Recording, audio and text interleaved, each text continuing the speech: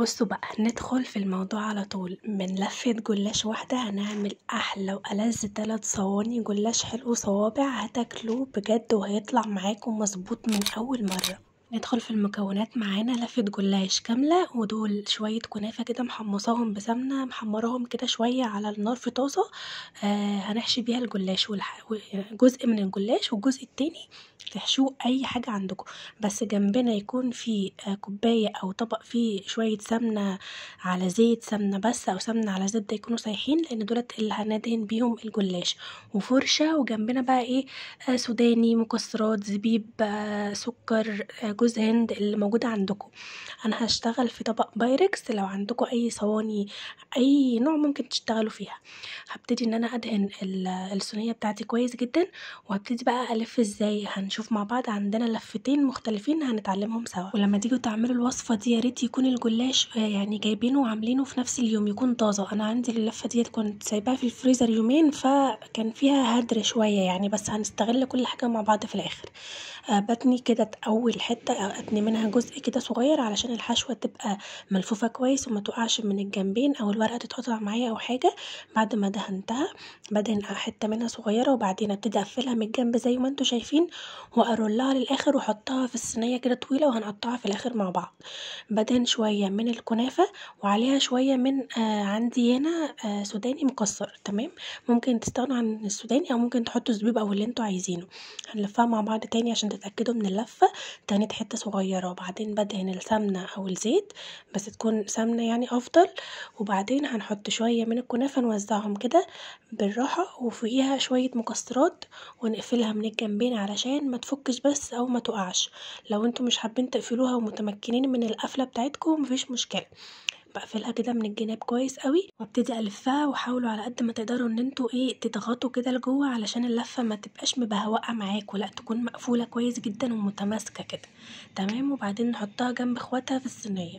وفي الاخر هدهن وشهم كده بطبقه من السمنه على الوش علشان تستوي وتحمر معانا وتدينا لون حلو قوي كده في الفرن. هسيبها بقى على جنب، وهنبدا في اللفه التانية. ده برضو دهنت الصينيه اللي هشتغل فيها. وهنا بقى بصوا انتوا، انا هنا استخدمت المسن عندي. لو عندكم الاسياخ بتاعت الشيش طاووق الخشب ديت او اي حاجه ارفع من كده هتكون احلى كتير. دهنت بصوا القفله، حطيت المكسرات بتاعتنا، تمام، الحشوه اللي انتوا تحبوها، وابتدي الفها كده كويس جدا جدا، ونكشكشها بقى مع بعض تدينا شكل مكشكش كده. بصوا البتاع ديت كانت تخينه شويه، كانت معصلجه معايا، لكن انتوا لو استخدمتوا اسياخ الشيش طاووق هتطلع معاكم يعني ارفع ومظبوطه اكتر من كده. هنلفها مع بعض تاني عشان تاخدوا بالكم، نتني بس حته فوق العصايه او الحاجه اللي احنا هنستخدمها، وندهن كويس جدا، وبعدين نحط الحشوه اللي انتوا حابينها ايا كانت هي ايه، ونبتدي بقى نلفها كويس جدا جدا.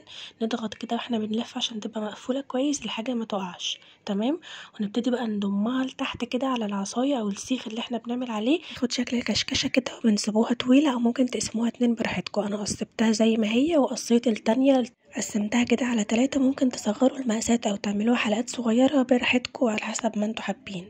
والتانية ندهنها، ما ننساش طبقة الدهن اللي في الاخر ديت، لان هي اللي هتساعد ان الوش بتاعها يطلع احمر كده وحلو. بعد ما خلصت طبعا اللفة كان عندي هدر وبواقي كتير متكسر، فانا مش هرميه. عملت ايه بقى، طبق الصغير ده دهنته كويس قوي من تحت، وجبت كل المتكسر ده وقطعته صغير كده، وفرشتهم وحطيت عليهم باقي الحشو اللي كان عندي وشوية سكر كده، ودهنت سمنة علشان السكر لما يسيح يخليها متماسكة مع بعض، تبقى كأنها قرص يعني مدور. بقى لما تطلع لو عملتوا لها شوية كاستر او عندكم كيسة كريم كراميل وحطيتوها على الوش بعد ما تستوي، هتروح في حتة تانية خالص.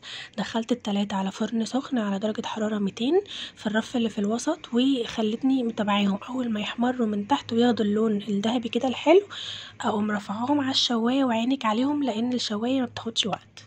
وزي ما انتوا شايفين من لفة واحدة ما شاء الله طلع من عندنا ال3 صواني دول طعمهم تحفة. والمفاجأة بقى ان الصينية الاخرانية اللي احنا مخترعينها ديت كانت احلى طعم فيهم، كان طعمها خطير. زي ما قلتلكوا هي متاخدش وقت خالص، سهلة جدا. احشوها من اللي موجود، وبسيطة وحلو، مختلف شوية عن الكنافة العادية. اول ما بتطلع بقى تزقوها شربات، هي تكون سخنة والشربات يكون ساقع او بارد، يعني ما يكونش سخن علشان الاتنين يعني سخن وسخن سخن مع بعض هيخلوها طريه، احنا عايزينها مقرمشه زي ما بناكلها بره، فهي سخنه والشربات يكون بارد او ساقع. الغلطه اللي انا كنت هقع فيها ان انا كنت هحط الشربات الساقع عليهم وهم سخنين في البايركس، كان لا قدر الله ممكن الصينيه تفرقع، فنقلتهم في اطباق تانية وزقيتهم في الشربات. والتعليق بقى اللي هنا برضو اللي انا ممكن اكون يعني كان طعمه حلو وكل حاجه، بس كان الشربات بتاعي كان محتاج يبقى تقيل شويه عن كده. كنت عامله لكل كوبايه سكر كوبايه ميه وعصره ليمونه، وفي الاخر بعد ما سبتهم واستووا تمام على النار حطيت نقطه فانيليا كده في الاخر. وفي ناس بتحط اللي هو السكر الجلوكوز ده او محلول الجلوكوز في الاخر، يعني اعملوه بالطريقه اللي انتوا تحبوها بس خلوه يبقى اتقل من كده. بس هو كان تحفه، بس يعني كان ده تعليق الوحيد عليه. بس الصراحه الطعم في الاخر كان تحفه وشكلها حلوه جدا، ولو عندك عزومه هتنفعك، سريعه وسهله وطعمها حلو وشكلها خطير بجد، كانت خطيره. جربوها وما تنسوش تكتبوا لي بعد ما تجربوها رايكم في الكومنتات، وما تنسوش دعمكم واللايك والشير والكومنت، كل ده بيفرق معايا. ولو مش مشتركين في القناه اشتركوا، وكل سنه وانتم طيبين، اشوفكم على خير.